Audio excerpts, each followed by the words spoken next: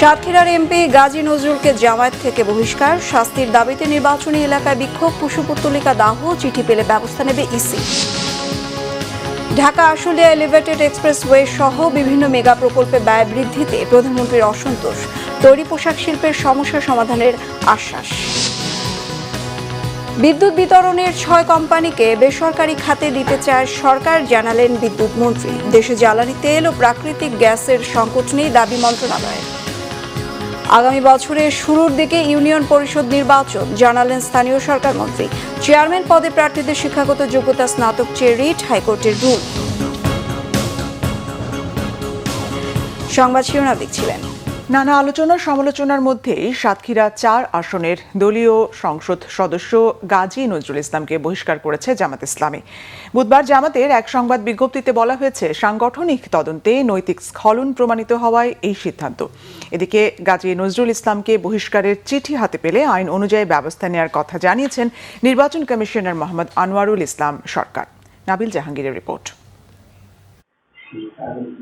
হোটেলে এক তরুণীর সাথে অন্তরঙ্গ মুহূর্তের ভিডিও ভাইরাল। আলোচনা সমালোচনায় সাতক্ষীরা 4 আসনের জামাত ইসলামীর সংসদ সদস্য গাজী নজরুল ইসলাম। ভিডিওর ওই তরুণীকে নিজের দ্বিতীয় স্ত্রী হিসেবে দাবি করেন গাজী নজরুল ইসলাম।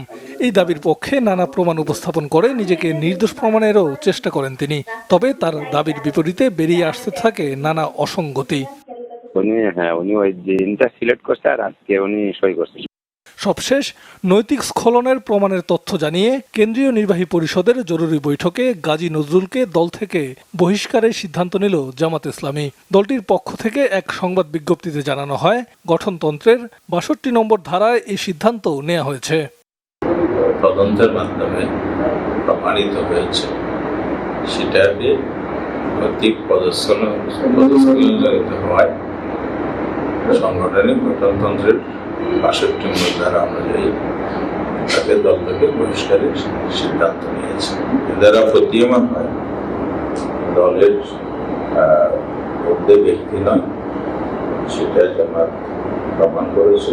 আদর্শ নৈতিকতার প্রশ্নে জামাত সবসময় আপোষহীন ছিল। এদিকে তরুণী সহ আটকের ভিডিও ভাইরালের ঘটনায় বুধবার গাজী নজরুল ইসলামের শাস্তির দাবিতে তার নির্বাচনী এলাকা সাতক্ষীরার শ্যামনগরে বিক্ষোভ সমাবেশ হয়েছে। নজরুল ইসলামকে শ্যামনগরে অবাঞ্ছিত ঘোষণা করে স্থানীয় প্রেসক্লাবের সামনে তার কুশপুত্তলিকা দাহ করেছে স্থানীয়রা। নাবিল জাহাঙ্গীর, বাংলা ভিশন, ঢাকা। 14,041 কোটি টাকার 8টি প্রকল্প অনুমোদন দিয়েছে জাতীয় অর্থনৈতিক পরিষদের নির্বাহী কমিটি একনেক। এর মধ্যে সরকারি নিজস্ব অর্থায়ন 10,494 কোটি 21 লাখ টাকা এবং প্রকল্প ঋণ 3,550 কোটি 21 লাখ টাকা। ঢাকা আশুলিয়া এলিভেটেড এক্সপ্রেসওয়ে সহ বিভিন্ন মেগা প্রকল্পে ব্যয় বৃদ্ধিতে সভায় অসন্তোষ প্রকাশ করেছেন প্রধানমন্ত্রী তারেক রহমান। এছাড়া রূপসায় সড়ক নির্মাণে দেরির জন্য দায়ীদের জবাবদিহিতার আওতায় আনার নির্দেশ দিয়েছেন। আরও জানাচ্ছেন মহিবুল্লাহ মহিব। প্রধানমন্ত্রী তারেক রহমানের সভাপতিত্বে সচিবালয়ে জাতীয় অর্থনৈতিক পরিষদের নির্বাহী কমিটি একনেকের সভা অনুষ্ঠিত হয়। সভা শেষে এক ব্রিফিংয়ে পরিকল্পনা প্রতিমন্ত্রী জুনায়েদ সাকি জানান, প্রকল্প গ্রহণ ও বাস্তবায়নের স্বচ্ছতা, ব্যয় সংকোচন, দুর্নীতি রোধ এবং জনবান্ধব প্রকল্পের বাস্তবায়নের নির্দেশনা দেন প্রধানমন্ত্রী। পাশাপাশি নির্ধারিত সময়ে প্রকল্প শেষ করার নির্দেশনাও দিয়েছেন তিনি। তদন্তের বিষয়ে যে রিপোর্ট উত্থাপিত হয়েছে, তদন্ত রিপোর্টের বিষয়ে ব্যক্তি চিহ্নিত এখনো হয়নি। তদন্ত রিপোর্টের ক্ষেত্রে যে যারা এটার জন্য দায়ী, অর্থাৎ এটার জন্য কিছু এই অবহেলা যে কাজ করেছে, এটার জন্য যে নানা রকম ভাবে জবাবদিহীন পরিস্থিতি তৈরি হয়েছিল, সেই জিনিসটা তদন্ত রিপোর্টে বেরিয়ে এসেছে। এখন দায় দায়িত্ব নিশ্চিত করা হবে এবং দায় দায়িত্ব নিশ্চিত করে তদনুযায়ী ব্যবস্থা নেওয়ার বিষয়ে মাননীয় প্রধানমন্ত্রী নির্দেশনা দিয়েছেন। প্রতিমন্ত্রী আরো বলেন, একনেক সভায় 9টি প্রকল্প উঠলেও 8টি প্রকল্প অনুমোদন দেয়া হয়েছে। এর মধ্যে নতুন প্রকল্প 3টি আর সংশোধিত প্রকল্প রয়েছে 5টি। দিনাজপুর, ঠাকুরগাঁও এবং পঞ্চগড় জেলার সমন্বিত উন্নয়ন প্রকল্প, এই প্রকল্প একটি নতুন প্রকল্প প্রস্তাব। পল্লী সড়ক রক্ষণাবেক্ষণ ও কর্মসংস্থান প্রকল্প, এটি একটি নতুন প্রকল্প প্রস্তাব। এগুলো স্থানীয় সরকার বিভাগ এই প্রকল্পগুলো বাস্তবায়ন করবে। সর্বজনীন সামাজিক অবকাঠামো, এটা ফেজ 2, এইটার প্রথম সংশোধনী প্রস্তাব আজকে এখানে অনুমোদিত হয়েছে। দুর্যোগ আশ্রয় কেন্দ্র নির্মাণ ও সংস্কার উন্নয়ন প্রকল্প, এটা দ্বিতীয় সংশোধনী একটা প্রকল্প প্রস্তাব, সেই প্রস্তাবটিও আজকে অনুমোদন করা হয়েছে। প্রকল্প বাস্তবায়নের গতি বাড়াতে বড় ধরনের প্রাতিষ্ঠানিক সংস্কারের সিদ্ধান্তের কথাও জানান পরিকল্পনা প্রতিমন্ত্রী। সিদ্ধান্তের দিকে মুহিবুল্লাহ মুহিব, বাংলা ভিশন, ঢাকা। পোশাক শিল্পের সমস্যা সমাধানে স্বল্প ও দীর্ঘমেয়াদী পরিকল্পনা নিয়েছে সরকার। পোশাক খাতের জ্বালানি সংকট সমাধানে সরকারের নেওয়া উদ্যোগ 1 বছরের মধ্যেই দৃশ্যমান হবে বলে আশ্বাস দিয়েছেন প্রধানমন্ত্রী। প্রধানমন্ত্রীর সঙ্গে বিজিএমইএ এর নেতাদের বৈঠক শেষে সংগঠনটির সভাপতি মাহমুদ হাসান খান এর আগে প্রধানমন্ত্রীর সঙ্গে দেখা করেন টেক্সটাইল মিলস অ্যাসোসিয়েশনের নেতারা।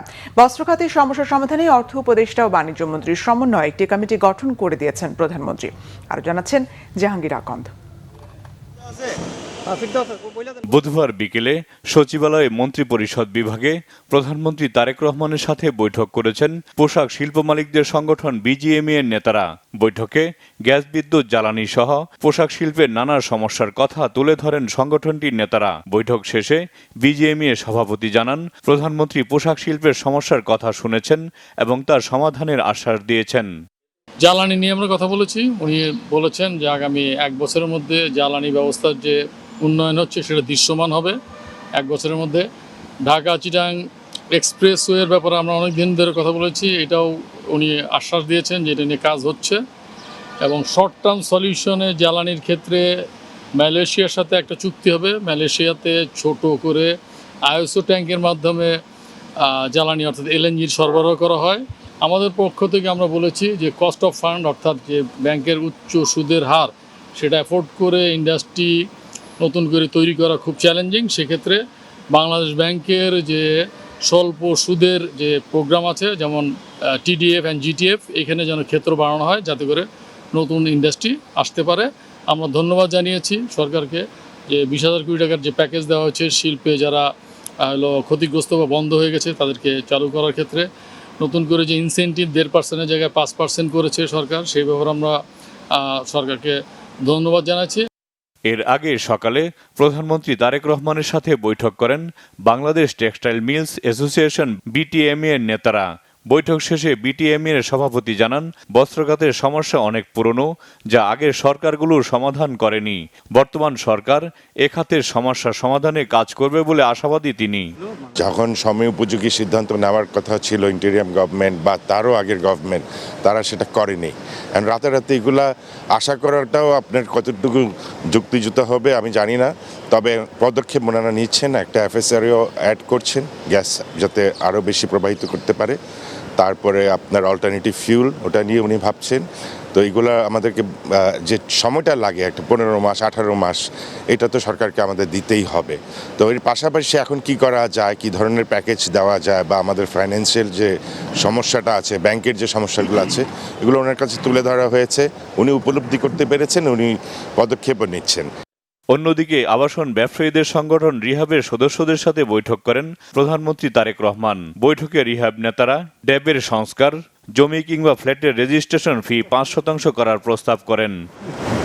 জাহাঙ্গীর আকন্দ, বাংলা ভিশন, ঢাকা। প্রধানমন্ত্রী তারেক রহমানের সঙ্গে সাক্ষাৎ করেছেন বিদায়ী নৌবাহিনী প্রধান অ্যাডমিরাল এম নাজমুল হাসান। সচিবালয়ের প্রধানমন্ত্রীর কার্যালয়ের সাক্ষাতে দেশের সার্বভৌমত্ব রক্ষা, সামুদ্রিক নিরাপত্তা, নৌবাহিনীর আধুনিকায়ন এবং জাতীয় স্বার্থ সংশ্লিষ্ট বিভিন্ন গুরুত্বপূর্ণ বিষয়ে আলোচনা হয়। বিদায়ী নৌবাহিনী প্রধানের কর্মজীবনের সাফল্য, বাংলাদেশ নৌবাহিনীর আধুনিকায়ন, সক্ষমতা বৃদ্ধি এবং পেশাদার বাহিনী হিসেবে নৌবাহিনীকে আরও শক্তিশালী করতে তার দূরদর্শী নেতৃত্ব ও অবদানের প্রশংসা করেছেন প্রধানমন্ত্রী তারেক রহমান। সেই সঙ্গে বিদায়ী নৌবাহিনী প্রধানমন্ত্রীর সার্বিক সহযোগিতা, দিক নির্দেশনা ও আন্তরিক সমর্থনের জন্য কৃতজ্ঞতা জানান। 2023 সালের 24 জুলাই নৌবাহিনী প্রধানের দায়িত্ব নেন vice admiral M Nazmul Hasan. দেশের 6টি বিদ্যুৎ বিতরণ কোম্পানিকে বেসরকারি খাতে ছেড়ে দিতে চায় সরকার। এ ব্যাপারে প্রধানমন্ত্রীরও নীতিগত সম্মতি রয়েছে, এমন তথ্য জানিয়েছেন বিদ্যুৎ ও জ্বালানি মন্ত্রী ইকবাল হাসান মাহমুদ। রাজধানীতে বাংলাদেশের জ্বালানি নিরাপত্তা ও রূপান্তর বিষয়ক এক সেমিনারে তিনি এই তথ্য জানান। আলোচনায় গ্যাস বিদ্যুতের সংকটের কারণে বিনিয়োগ ও শিল্পোৎপাদন ব্যাহত হচ্ছে বলে জানান ব্যবসায়ীরা। অন্যদিকে রাজনৈতিক ঐকমত্যের ভিত্তিতে একটি নীতিমালা করার তাগিদ দিয়েছেন বিশেষজ্ঞরা। রিপোর্ট রিশা নাসরুল্লাহ। বিশ্বজুড়ে টালমাটাল জ্বালানি পণ্যের বাজার, আমদানি নির্ভরতায় সেটির নেতিবাচক ফল ভোগ করতে হচ্ছে বাংলাদেশকেও। জাতীয় দৈনিক বণিক বার্তা আয়োজিত পলিসি কনক্লেভ বাংলাদেশের জ্বালানি নিরাপত্তা ও রূপান্তর বিষয়ক আয়োজনে বিশ্লেষক ও ব্যবসায়ীরা বলেন, জ্বালানি নিরাপত্তা না থাকলে শিল্প খাতে বিনিয়োগ ও গতি আসবে না। বিদ্যুৎ জ্বালানিতে স্বচ্ছ নীতিমালার প্রয়োজনীয়তা তুলে ধরেন তারা। এনার্জি সিকিউরিটির জন্য সবচাইতে বড় তিনটি সমস্যা, কিছুটা হুমকিও। এই তিনটা হচ্ছে, প্রথমত দুর্নীতি, আন্তর্জাতিক বাজারের ফুয়েলের দাম কি সেটা না, কিন্তু সবচেয়ে বড় হুমকি হচ্ছে দুর্নীতি। দ্বিতীয়ত আমি বলবো অদক্ষতা, ইনএফিসিয়েন্সি, এবং তৃতীয়ত বলবো আমি নীতিগত পরিকল্পনার ঘাটতি। Source diversification is very important, কারণ আমরা দেখেছি মিডল ইস্টের বর্তমানে এই যুদ্ধের কারণে আমাদের total dependence on middle east gas, middle east LPG, middle east oil. আমাদের ইস্টার্ন রিফাইনারি বন্ধ হয়ে আছে বিকজ ক্রুড আনতে পারছি না আমরা। আমাদের একটা চিন্তা ভাবনা করে আমাদের ফুয়েল মিক্স করে একটা নীতিমালা করতে হবে, যেটা রাজনৈতিক ঐক্যমতে দরকার আছে। আমরা চাই না সরকার পরিবর্তনের সাথে সাথে এই পরিবর্তন চেঞ্জ হয়ে যেতে পারে। ইন্ডাস্ট্রিয়াল ইনভেস্টমেন্ট হলো লং টার্ম কমিটমেন্ট, তাই ইনভেস্টররা চান এনার্জি সাপ্লাই, প্রাইসিং এবং পলিসি যেন স্টেবল এবং প্রেডিক্টেবল হয়। এনার্জি সিকিউরিটি শুধু এনার্জি সেক্টরের বিষয় নয়, এটা ইনভেস্টমেন্টের বিষয়, এক্সপোর্টের বিষয়, পাবলিক হেলথের বিষয় এবং শেষ পর্যন্ত বাংলাদেশ ন্যাশনাল কম্পিটিটিভনেসের issue. What is our bulk energy? Our bulk energy is the energy mix that we need, LPG, LNG and all those bulk energy to drive our economy. Without this economy তো চলবে না। আমরা যারা industry চালাচ্ছি বিভিন্ন স্কেলে, সেগুলো সব বন্ধ হয়ে যাবে। এই যে বিভিন্ন প্রতিষ্ঠান, banks, financial institutions, they have invested heavily on this industry, but এটা not only the industry itself, the financial institutions, banks will be a problem because they have provided fund. আলোচনায় বিদ্যুৎ ও জ্বালানি মন্ত্রী জানান, আমদানি নির্ভরতার পাশাপাশি ফ্যাসিস্ট সরকার সব সিস্টেমকে ভেঙে ফেলেছে। সংকট মোকাবেলায় সরকার কাজ করে যাচ্ছে বলেও জানান তিনি। এমন একটা পরিস্থিতির মধ্যে আমরা দায়িত্বভার গ্রহণ করেছি এবং আমরা প্রতিনিয়ত আমরা এই এনার্জি সিকিউরিটি নিয়ে কাজ করছি। আমরা প্রায়ই আমাদের প্রধানমন্ত্রী আমাদের সাথে বসে সিকিউরিটি কিউ করা যায়, নানান অপশনস আমরা খুঁজছি, but it is difficult. Energy itself is a difficult subject. তারপর আবার আপনার ইরান আর ইসরায়েল যুদ্ধ আর একটা করে দিয়েছে। আপনারা ভয় পাবেন না, আমরা হ্যান্ডেল করছি এবং খুব ডেডিকেটেডলি অনেস্টলি হ্যান্ডেল করছি। আমার যে ডিস্ট্রিবিউশন কোম্পানিগুলো আছে আপনার government company, I want to privatize whole, আমি প্রাইভেটাইজ করে দিতে চাই। প্রাইভেট কোম্পানি নিয়ে নেই, যেমন আপনি আমার পাশেই দেখেন না, কলকাতাতে গোয়েঙ্কারা চালাচ্ছে, বোম্বেতে আপনার রিলায়েন্স চালাচ্ছে, আপনার দিল্লিতে আপনার most probably Adani. So they are running very well. তা আমাদের এন্টারপ্রেনাররা পারবে না চালাতে এই সিস্টেমগুলোকে। নবায়নযোগ্য জ্বালানি খাতে সরকার বিনিয়োগ উপযোগী নীতিমালা করছে জানিয়ে মন্ত্রী বলেন, দ্রুতই সৌর বিদ্যুতের উৎপাদন বাড়ানো হবে। আমরা যেটা পাচ্ছি, যদিও। রিশান নাসরুল্লাহ, বাংলা ভিশন, ঢাকা। দেশে জ্বালানি তেল ও প্রাকৃতিক গ্যাসের কোনো সংকট নেই জানিয়েছে জ্বালানি মন্ত্রণালয়। কিছু গণমাধ্যমে জ্বালানি সংকট নিয়ে যে সংবাদ প্রকাশিত হয়েছে তা সঠিক নয় বলে দাবি করেন মন্ত্রণালয়ের মুখপাত্র মুনির হোসেন চৌধুরী। সচিবালয়ে জ্বালানি মন্ত্রণালয়ের মুখপাত্র সংবাদ সম্মেলনে জানান, বর্তমানে দেশে কোনো জ্বালানি সংকট নেই। একটি ভাসমান এলএনজি টার্মিনালে কারিগরি সমস্যা সৃষ্টি হওয়ায় সংশ্লিষ্ট টার্মিনাল থেকে জাতীয় গ্রিডে গ্যাস সরবরাহ সাময়িকভাবে বন্ধ রয়েছে। এতেই ভোক্তা পর্যায়ে গ্যাস প্রাপ্তিতে কিছুটা সংকট দেখা দিয়েছে। দিয়েছে। মনির হোসেন আরও জানান, এই মুহূর্তে জ্বালানি তেল মজুদ আছে 31 দিনের অকটেন, 36 দিনের এবং পেট্রোল 25 দিনের। এই মজুদের পরিমাণ 90 দিনের করতে সরকার কাজ করছে বলেও জানান। দুটো এফএসআরইউ থেকে আমরা এলএনজি মূলে প্রায় 1000 মিলিয়ন ঘনফুট গ্যাস বা 1100 মিলিয়ন ঘনফুট গ্যাস আমরা পেয়ে থাকি। একটাতে সংকট দেখা দিলে স্বাভাবিক কারণে একটা ডিসরাপশন তৈরি হয়। সেই ডিসরাপশনের কারণেই কিছুটা আপনারা লক্ষ্য করেছেন যে ইয়েগুলোতে সিএনজি স্টেশনগুলোতে একটু লাইন আছে, বাট এটা খুবই সাময়িক। আমাদের মেরামতের কাজ চলছে, আশা করছি যে ইনশাল্লাহ আমরা 2-3 দিনের মধ্যে এটা সমাধান হয়ে যাবে। আগামী বছরের শুরুর দিকে ইউনিয়ন পরিষদ নির্বাচন হবে বলে জানিয়েছেন স্থানীয় সরকার মন্ত্রী মির্জা ফখরুল ইসলাম আলমগীর। তিনি জানান, অবাধ, সুষ্ঠু ও নিরপেক্ষ হবে সেই নির্বাচন। কোনো রাজনৈতিক দলই স্থানীয় নির্বাচনে বিশেষ সুবিধা পাবে না বলেও জানান মন্ত্রী। রাজধানীর ডিপ্লোমা ইঞ্জিনিয়ার্স ইনস্টিটিউশনে ইউনিয়ন চেয়ারম্যান মেম্বার অ্যাসোসিয়েশন আয়োজিত আলোচনা সভায় মির্জা ফখরুল এসব কথা বলেন। তিনি জানান, রাষ্ট্র ক্ষমতায় গিয়ে নির্বাচনের আগে জনগণকে দেয়া সব প্রতিশ্রুতি বাস্তবায়ন করছে বিএনপি সরকার। স্থানীয় জনপ্রতিনিধিদের ক্ষমতায়নে সরকার কাজ করছে বলেও জানান তিনি। বলেন, ধর্মের নামে বিভাজনের রাজনীতি শুরু হয়েছে। বিএনপি সব ধর্মের মানুষের অধিকারে বিশ্বাস করে বলে জানান মির্জা ফখরুল।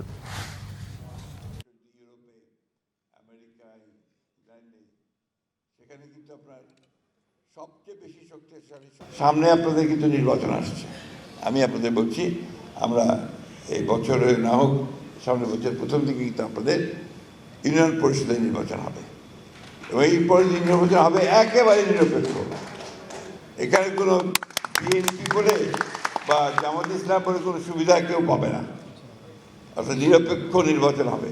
আপনাদেরকে জনগণের ভালোবাসা নিয়েই আপনাদেরকে কিন্তু নির্বাচিত হতে হবে। চেয়ারম্যান বলেন, মেম্বার বলেন, তারা জনগণের ভালোবাসা নিয়ে নির্বাচিত হবে। যারা মহিলা এমপি সদস্য হন তাদেরকে সেইভাবে নির্বাচিত হতে হবে। অর্থাৎ সত্যিকার অর্থে গণতন্ত্রের মূল ভিত্তি যেটা, যে একটা অবাধ, সুষ্ঠু, নিরপেক্ষ নির্বাচন হবে, সেই নির্বাচনে আমরা নির্বাচিত হয়ে আসবে। এদিকে ইউনিয়ন পরিষদ চেয়ারম্যান পদে নির্বাচনের জন্য প্রার্থীদের ন্যূনতম শিক্ষাগত যোগ্যতা কমপক্ষে স্নাতক কেন করা হবে না তা জানতে চেয়ে রুল জারি করেছে হাইকোর্ট। বুধবার সুপ্রিম কোর্টের 2 আইনজীবীর করা এক রিট আবেদনের প্রাথমিক শুনানি শেষে বিচারপতি আহমেদ সোহেল ও বিচারপতি ফাতেমা আনোয়ারের হাইকোর্ট বেঞ্চে রুল জারি করেন। একই সঙ্গে চেয়ারম্যান পদে শিক্ষাগত যোগ্যতা নির্ধারণ না করে থাকা স্থানীয় সরকার আইন 2009-এর 26 নম্বর ধারাটি কেন সংবিধানের সাথে সাংঘর্ষিক ঘোষণা করা হবে না তাও জানতে চাওয়া হয়। এলজিআরডি সচিব, আইন সচিব ও প্রধান নির্বাচন কমিশনারকে আগামী 4 সপ্তাহের মধ্যে এই রুলের জবাব দিতে বলা হয়েছে। রাজনৈতিক সংলাপ, অংশগ্রহণমূলক প্রক্রিয়া এবং সংশ্লিষ্ট সব পক্ষ মিলে গণতান্ত্রিক অগ্রযাত্রা ও সংস্কার কার্যক্রম এগিয়ে নিতে বিশেষ জোর দিয়েছেন ঢাকায় নিযুক্ত মার্কিন রাষ্ট্রদূত ব্রেন্ট ক্রিস্টেনসেন। দুপুরে রাজধানীর বাংলা মোটরে দলের কেন্দ্রীয় কার্যালয়ে এনসিপির আহ্বায়ক নাহিদ ইসলামের সঙ্গে সৌজন্য সাক্ষাৎ করেন ঢাকায় নিযুক্ত মার্কিন রাষ্ট্রদূত। গণভোটের রায়কে যথাযথ গুরুত্ব না দেওয়ায় সংস্কার বাস্তবায়নের উদ্যোগ নিয়ে উদ্বেগ জানিয়েছে এনসিপি। বাংলাদেশের ভবিষ্যৎ রাজনীতি, গণতান্ত্রিক উত্তরণ, জাতীয় নাগরিক পার্টির রাজনৈতিক দর্শন, বাংলাদেশ যুক্তরাষ্ট্র দ্বিপাক্ষিক সম্পর্ক এবং সাম্প্রতিক বাণিজ্য চুক্তি নিয়ে বিস্তারিত আলোচনা হয়। সাক্ষাতে এনসিপি নেতারা সাম্প্রতিক বাণিজ্য চুক্তির বিভিন্ন দিক নিয়ে জনগণের মধ্যে বিদ্যমান প্রশ্ন ও উদ্বেগের বিষয়গুলো তুলে ধরেন। চুক্তিটি ভবিষ্যতে দুই দেশের বাণিজ্য ও অর্থনৈতিক সহযোগিতার নতুন সুযোগ সৃষ্টি করবে বলে আশা করেন মার্কিন রাষ্ট্রদূত।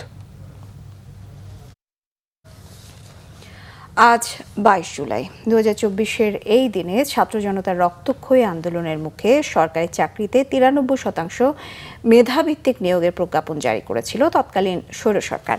তবে তাতেও থামেনি ইন্টারনেট বিচ্ছিন্ন অবরুদ্ধ বাংলাদেশের গণ অভ্যুত্থানমুখী আন্দোলন। এদিন স্বৈর সরকার বন্ধ করে দিয়েছিল বাংলাভিশন টেলিভিশনের সম্প্রচার। আরও জানাচ্ছেন ইমরুল কায়েস।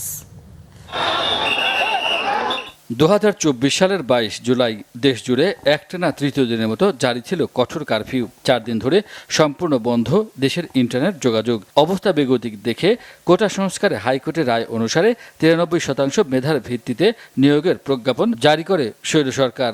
রায়টি হাইকোর্টের বাতিল ঘোষণা করেছেন আজকে।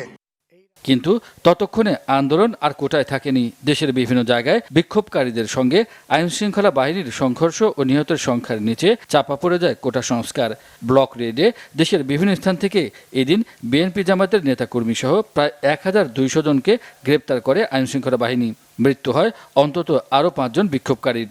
ইন্টারনেট সেবা বন্ধ থাকায় মানুষের চোখ ছিল টিভিতে। জনতা যাতে সঠিক তথ্য না পায় সেজন্য স্বৈর সরকার এদিন দুপুর 2টার সংবাদের আগে দ্বিতীয়বারের মতো 30 মিনিট সম্প্রচার বন্ধ করে দেয় বাংলাভিশন চ্যানেলের। কারফিউর কারণে প্রধান সড়কগুলোতে শিক্ষার্থীদের উপস্থিতি কিছুটা কমে যায়। ক্ষোভের আগুন ছড়িয়ে পড়ে শহরের অলিগলিতে। ব্যবসায়ীদের সাথে বৈঠকে আন্দোলন নিয়ন্ত্রণে আরও কঠোর অ্যাকশনে যাওয়ার ঘোষণা দেন স্বৈরাচারী শেখ হাসিনা। বিএনপি জামাত এরা একসাথে। ইমরুল কায়েস, বাংলাভিশন, ঢাকা। হাম উপসর্গে দেশে গত 24 ঘন্টায় মৃত্যু হয়েছে আরও 6 শিশুর। এ নিয়ে এই রোগে মোট মৃত্যু 800 ছাড়িয়েছে। একই সময়ে হামের উপসর্গ নিয়ে হাসপাতালে ভর্তি হয়েছে 1037 শিশু। স্বাস্থ্য অধিদপ্তর জানিয়েছে, সিলেট ও খুলনা বিভাগে গত 24 ঘন্টায় হাম উপসর্গে মৃত্যু হয়েছে 3 শিশুর। মারা যাওয়া 2 শিশুর মধ্যে একজন হবিগঞ্জের নবীগঞ্জ এবং অন্যজন জৈন্তাপুরের বাসিন্দা। তাদের একজনের মৃত্যু হয় সিলেট এমএজি ওসমানী মেডিকেলে, অন্যজনের শহীদ শামসুদ্দিন আহমদ হাসপাতালে। স্বাস্থ্য দপ্তর বলছে, চলতি বছরে সব মিলিয়ে হামের উপসর্গে মোট 803 শিশুর মৃত্যু হয়েছে। মোট হাসপাতালে ভর্তি হয়েছে 1,03,078 জন। তাদের মধ্যে চিকিৎসা শেষে 99,294 জন হাসপাতাল থেকে ছাড়পত্র নিয়ে বাড়ি ফিরেছে। সরকারি ঘোষণার পর এবার ঘোষণা এলো বেসরকারি ব্যবস্থাপনায় হজ প্যাকেজের। সর্বোচ্চ 7,91,000 এবং সর্বনিম্ন 5,13,554 টাকা নির্ধারণ করে 3টি হজ প্যাকেজ ঘোষণা করেছে Hajj agencies association of Bangladesh HAAB. আরও জানাচ্ছেন মামুন আব্দুল্লাহ। গেল মে মাসের শেষের দিকে পালিত হয়েছে এবছরের পবিত্র হজ। 2027 সালের হজের এখনো বেশ খানিকটা সময় বাকি থাকলেও হজ গমনেচ্ছুরা এখন থেকেই প্রস্তুতি নিচ্ছেন। তাই তো 2 মাসের কম সময়ের ব্যবধানে মঙ্গলবার ঘোষিত হয়েছে সরকারি হজ প্যাকেজের মূল্য। সরকারি ঘোষণার একদিন পরেই ঘোষিত হলো বেসরকারি ব্যবস্থাপনায় হজের প্যাকেজ, যেখানে ঘোষণা করা হয়েছে বিশেষ, সাধারণ ও সাশ্রয়ী এই 3 ক্যাটাগরির প্যাকেজ। হজের প্রশিক্ষণ, খাবার, কোরবানি এবং বাংলাদেশ ও সৌদি আরবের যাবতীয় সেবার খরচ যার অন্তর্ভুক্ত। 1 নম্বর হজ প্যাকেজ, বিশেষ হজ প্যাকেজ 7,91,060 টাকা 22 পয়সা। আর 2 নম্বর যেটা হজ প্যাকেজ, 2 নম্বর যেটা সাধারণ, সর্বমোট মূল্য হচ্ছে 5,95,580 টাকা 28 পয়সা। এবছর কোরবানির অর্থ নোশক মাসার প্ল্যাটফর্মে পরিশোধ বাধ্যতামূলক হওয়ায় বেসরকারি মাধ্যমের প্যাকেজে কোরবানির অর্থ অন্তর্ভুক্ত করা হয়েছে। Hajj agencies association of Bangladesh HAAB বলছে, এবার পরোক্ষভাবে হজ প্যাকেজের খরচ বাড়লেও মুসল্লিদের জন্য রাখা হয়েছে বিশেষ সুযোগ সুবিধা। এজেন্সিগুলো প্রয়োজনে অতিরিক্ত আরও একটি প্যাকেজ তৈরি করতে পারবে বলে জানান হাব নেতারা। টোটাল মূল্য হিসাব করতে গেলে আপনাকে হজ প্যাকেজ মূল্য বেড়েছে, কিন্তু আগের তুলনা যদি আমরা করি এই হজ প্যাকেজের মূল্য কমেছে। হাব কর্তৃক যে প্যাকেজগুলো আমরা ঘোষণা করেছি, এই প্যাকেজগুলো আমরা মনে করি অত্যন্ত সুন্দর এবং বাস্তব ভিত্তিক হয়েছে। এটি হজ যাত্রীদের জন্য সর্বোচ্চ সেবা নিশ্চিত করার জন্য আমরা এই প্যাকেজগুলো তৈরি করেছি। হজ ব্যবস্থাপনা নিয়ে অনিয়ম করলে এজেন্সিগুলোর বিরুদ্ধে কঠোর ব্যবস্থা নেওয়া হবে বলেও জানান তারা। আগে যে বিমান ভাড়াটি ছিল, অন্যায্য ছিল, অনৈতিক ছিল, এই দেশের মানুষের উপর এটা লুটপাট করা হয়েছে। আমরা মনে করি এই বিষয়ে তদন্ত হওয়া দরকার। যারা এই প্রক্রিয়ার সাথে সংশ্লিষ্ট ছিল তাদের বিচারের আওতায় আনা উচিত। বেসরকারি হজ প্যাকেজে 1 সৌদি রিয়াল সমান 33 টাকা 20 পয়সা নির্ধারণ করা হয়েছে। তবে সৌদি রিয়ালের রেট পরিবর্তন আসলে তা প্যাকেজ মূল্যের সাথে সমন্বয় করা হবে বলে জানানো হয়েছে। সর্বনিম্ন প্যাকেজ। মামুন আব্দুল্লাহ, বাংলাভিশন, ঢাকা। বাংলাদেশি জাতীয়তাবাদকে দর্শন হিসেবে নিলে ভৌগোলিক অখণ্ডতা বজায় রাখা সম্ভব বলে মনে করেন তথ্য ও সম্প্রচার মন্ত্রী Zahiruddin Swapan. University teachers association of Bangladesh UTAB এর জগন্নাথ বিশ্ববিদ্যালয় শাখা আয়োজিত সেমিনারে এই কথা বলেন তথ্যমন্ত্রী। শহীদ রাষ্ট্রপতি জিয়াউর রহমান ও বাংলাদেশি জাতীয়তাবাদ বিষয়ক ওই সেমিনারে বিএনপির রাজনৈতিক আদর্শের বিষয়ে আলোচনা হয়। নির্বাচনের আগে জনগণের কাছে যেসব প্রতিশ্রুতি দিয়েছে বিএনপি, সেই সব প্রতিশ্রুতি এখন বাস্তবায়নের মাধ্যমে মাধ্যমে জনগণের অধিকার প্রতিষ্ঠা করা হচ্ছে। সামাজিক বৈষম্য দূর করতে সরকার কাজ করছে বলেও জানানো হয় সেমিনারে। সবার জন্য আগামীর বাংলাদেশ প্রতিষ্ঠার কথাও জানান আলোচকেরা।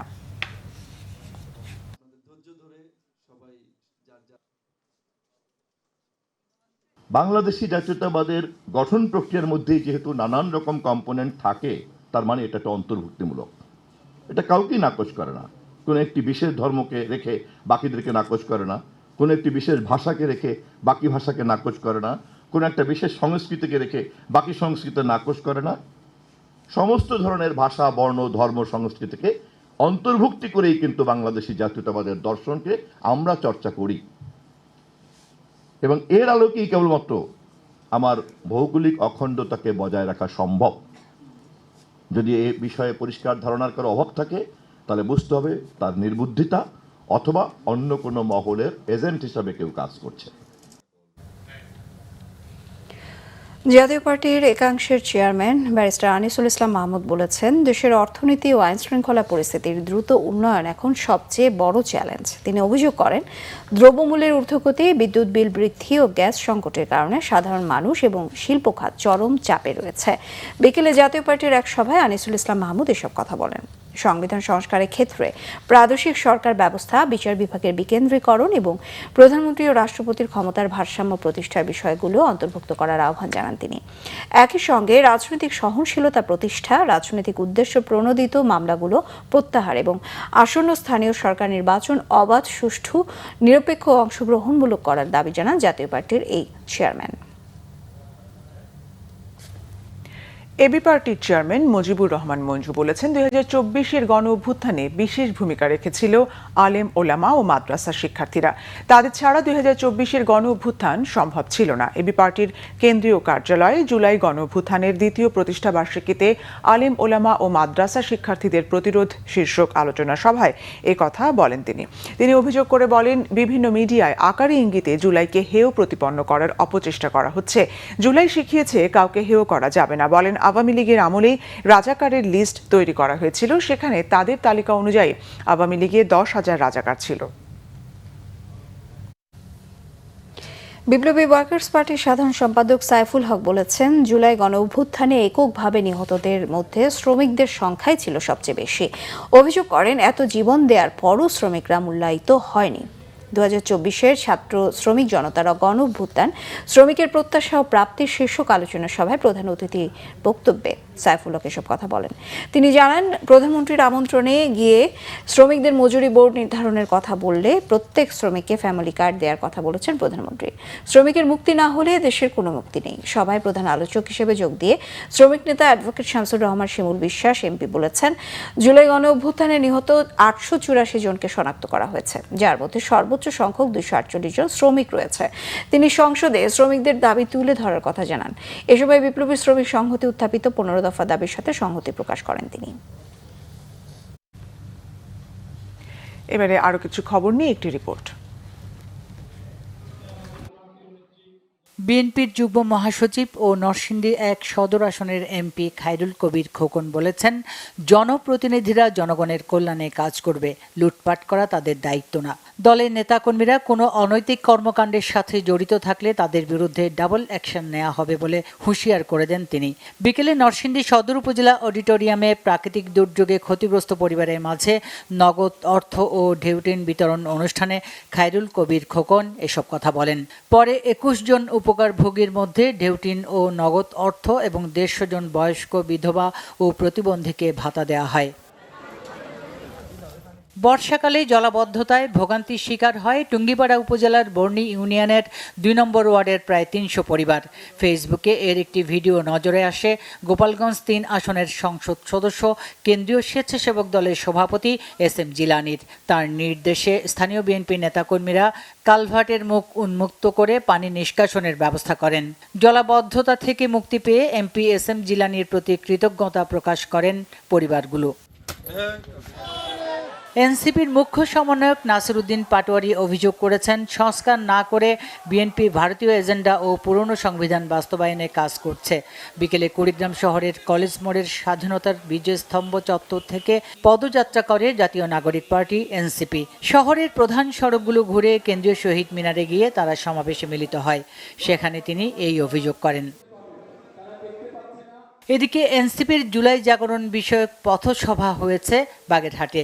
বিকেলে এনসিপির জেলা কমিটির আয়োজনে শহরের স্বাধীনতা উদ্যানে এই সভা হয়।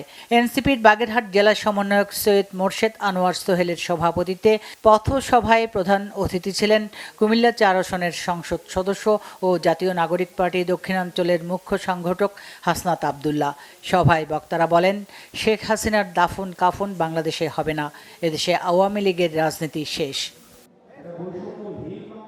ক্যাশলেস লেনদেনে উৎসাহিতকরণ ও বাংলা কিউআর পেমেন্ট সম্পর্কে জনসচেতনতা সৃষ্টির লক্ষ্যে এক দেশ এক কিউআর লেনদেনে বাংলা কিউআর শিরোনামে বাংলা কিউআর মেলা 2026 হয়েছে চট্টগ্রামে। বাংলাদেশ ব্যাংক ও এনআরবিসি ব্যাংক চট্টগ্রাম যৌথভাবে বাংলাদেশ ব্যাংকের চট্টগ্রাম অফিস চত্বরে এর আয়োজন করে। প্রধান অতিথি ছিলেন বাংলাদেশ ব্যাংকের চট্টগ্রাম অফিসের প্রধান ও নির্বাহী পরিচালক মোহাম্মদ হানিফ মিয়া। অতিথি হিসেবে উপস্থিত ছিলেন এনআরবিসি ব্যাংকের ব্যবস্থাপনা পরিচালক ও সিও ডক্টর মোহাম্মদ তৌহিদুল আলম খান। মেলা উপলক্ষে একটি শোভাযাত্রা শহরের বিভিন্ন সড়ক ঘুরে আসে। মেলায় বিভিন্ন স্টলে অংশ নেওয়া ক্ষুদ্র ব্যবসায়ীরা তাদের বিক্রির পেমেন্ট বাংলা কিউআরে গ্রহণ করেন। এছাড়া মেলায় আয়োজিত মতবিনিময় সভায় অতিথি ও ক্ষুদ্র ব্যবসায়ীরা বক্তব্য রাখেন। সাভারে হয়ে গেল লিঙ্গ বৈচিত্র্য জনগোষ্ঠীর উদ্যোক্তা ও চাকরি মেলা 2026। সাভার উপজেলা পরিষদের হলরুমে এই চাকরি মেলার আয়োজন করে জিইউএস ও এসপিইডি। এতে প্রধান অতিথি ছিলেন ঢাকা 19 আসনের সংসদ সদস্য ডাক্তার দেওয়ান মোহাম্মদ সালাউদ্দিন বাবু। Bangla vision news desk. আমরা সংবাদ শেষ করব, যাওয়ার আগে শিরোনামগুলো জানিয়ে দিচ্ছি আরেকবার। সাতক্ষীরার এমপি গাজী নজরুলকে জামাত থেকে বহিষ্কার, শাস্তির দাবিতে নির্বাচনী এলাকায় বিক্ষোভ, কুশপুত্তলিকা দাহ, চিঠি পেলে ব্যবস্থা নেবে EC. Dhaka Ashulia elevated expressway সহ বিভিন্ন মেগা প্রকল্পে ব্যয় বৃদ্ধিতে প্রধানমন্ত্রীর অসন্তোষ, তৈরি পোশাক শিল্পের সমস্যা সমাধানের আশ্বাস। বিদ্যুৎ বিতরণের 6 কোম্পানিকে বেসরকারি খাতে দিতে চায় সরকার, জানালেন বিদ্যুৎ মন্ত্রী। দেশে জ্বালানি তেল ও প্রাকৃতিক গ্যাসের সংকট নেই, দাবি মন্ত্রণালয়ের। আগামী বছরের শুরুর দিকে ইউনিয়ন পরিষদ নির্বাচন, জানালেন স্থানীয় সরকার মন্ত্রী। চেয়ারম্যান পদে প্রার্থীদের শিক্ষাগত যোগ্যতা স্নাতক চেয়ে রিট হাইকোর্টের রুল।